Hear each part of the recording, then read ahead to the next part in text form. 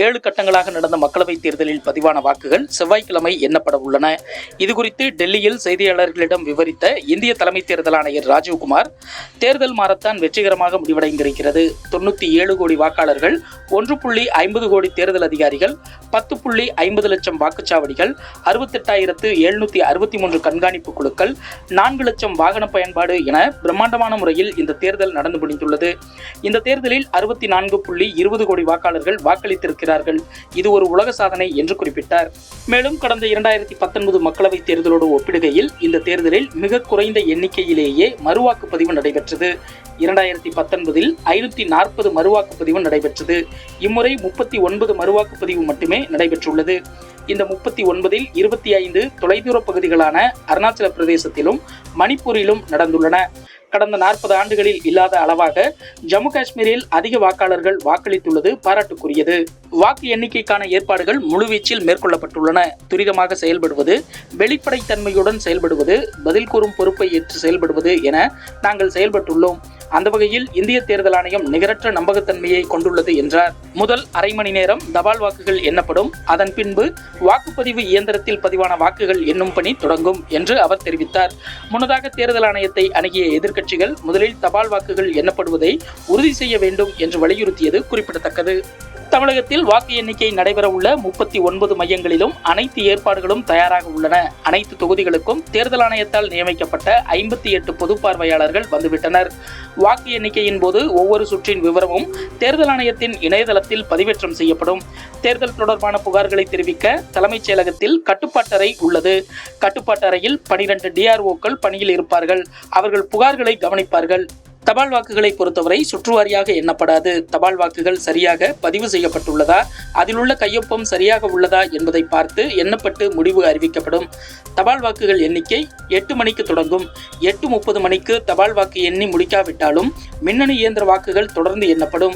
தபால் வாக்குகள் இல்லாவிட்டால் மின்னணு வாக்குகள் 8 மணிக்கு எண்ணப்படும் என்று தமிழக தலைமை தேர்தல் அதிகாரி சத்யபிரதா சாஹூ கூறியுள்ளார். இதனிடையே தமிழகத்தில் வாக்கு எண்ணும் மையங்களில் செவ்வாய்க்கிழமை முதல் புதன்கிழமை வரை தடையில்லா மின்சாரம் வழங்குவதை அனைத்து செயற்பொறியாளர்களும் உறுதி செய்ய வேண்டும் என தமிழ்நாடு மின்சார வாரியம் அறிவுறுத்தியுள்ளது.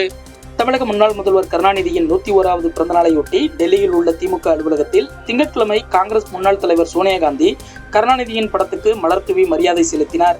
பின்னர் மக்களவைத் தேர்தல் முடிவுகள் தொடர்பான கேள்விக்கு பதிலளித்த அவர், நாங்கள் பொறுமை காக்கிறோம், பொறுத்திருந்து பாருங்கள்.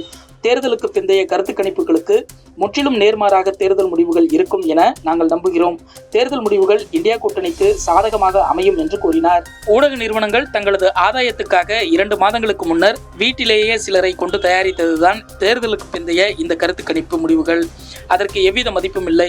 2016, 2021 மாநில சட்டப்பேரவை தேர்தல் குறித்த கருத்து கணிப்பு முடிவுகள் என்ன ஆனது என்பதை நாம் பார்த்துள்ளோம்.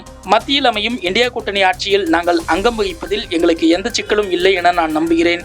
எங்களுக்கு அழைப்பு வந்தால் நாங்கள் இணைவோம். மற்ற பிராந்திய கட்சிகளைப் போலவே திரிணாமுல் காங்கிரஸ் கட்சியும் இயங்கும் என்று மேற்கு வங்க முதல்வர் மம்தா பானர்ஜி விமர்சித்துள்ளார். கடந்த சனிக்கிழமை மக்களவைத் தேர்தலுக்கு பிந்தைய கருத்து கணிப்பு முடிவுகள் வெளியாகியிருந்தன. இதில் பெரும்பாலான கருத்து கணிப்பு முடிவுகள் மீண்டும் பாஜக ஆட்சி அமைக்கும் என கூறியிருந்தன. இந்த சூழலில் இந்திய பங்குச்சந்தை வாரத்தின் முதல் வர்த்தக தினமான திங்கட்கிழமை புதிய உச்சத்தை எட்டியது. மத்திய பிரதேசத்தின் ராஜ்கர் மாவட்டத்தில் ஞாயிறு இரவு டிராக்டர் டிராலி வாகனம் கவிழ்ந்து விபத்துக்குள்ளானதில் குழந்தைகள் உட்பட 13 பேர் உயிரிழந்தனர். இவர்கள் அனைவரும் ராஜஸ்தானின் மோதிபுரா கிராமத்தில் இருந்து மத்திய பிரதேசத்தின் ராஜ்கர் மாவட்டம் குலாம்பூருக்கு ஒரு திருமண நிகழ்ச்சிக்காக சென்றவர்களாவர். டெல்லி அருகே துக்லகாபாத் ஓக்லா இடையே ஓடும் தாஜ் எக்ஸ்பிரஸ் ரயிலின் 2 பெட்டிகள் தீப்பிடித்து திங்கட்கிழமை மாலை விபத்து ஏற்பட்டது. இந்த தீ விபத்தில் நல்வாய்ப்பாக பயணிகள் யாருக்கும் பாதிப்பு ஏற்படவில்லை. அனைவரும் பாதுகாப்பாக உள்ளனர் என்று ரயில்வே நிர்வாகம் தெரிவித்துள்ளது. தமிழினத்தை இழிவுபடுத்தி பார்க்க வேண்டும் என்ற நோக்கத்தில் தமிழர் பாரம்பரியம் மிக்க வேட்டி சட்டையுடன் ஒருவர் வாழை இலையில் உணவருந்துவதைப் போலவும் அதை மற்றொருவர் கேலி செய்வதைப் போலவும் ஒரு தேர்தல் விளம்பரத்தை பாஜக வெளியிட்டுள்ளது. வி.கே. பாண்டியனை போன்ற ஒருவர் வேட்டி சட்டை அணிந்து இருப்பதாக அனைத்து விளம்பரங்களிலும் பாஜக சித்தரித்துள்ளது.